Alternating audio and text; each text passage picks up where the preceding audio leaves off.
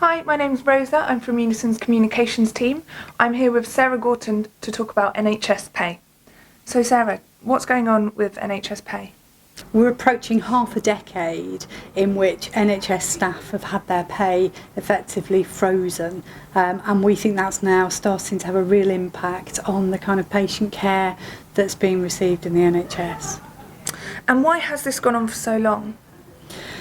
Well, the austerity measures that were brought in first in 2010 have just continued, and this doesn't look set to change anytime soon. And the government have announced that austerity is going to go on in the NHS until 2020, which will mean there's a whole decade since NHS staff last had a proper pay rise.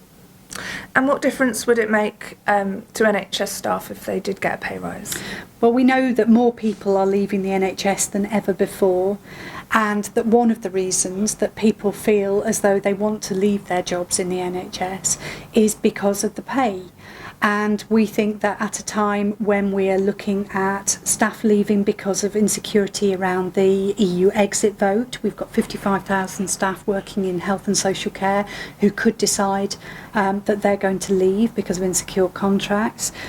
We've got the nursing bursary having been cancelled, so fewer people going into the professions potentially, and we've got more people feeling more pressure from greater workload.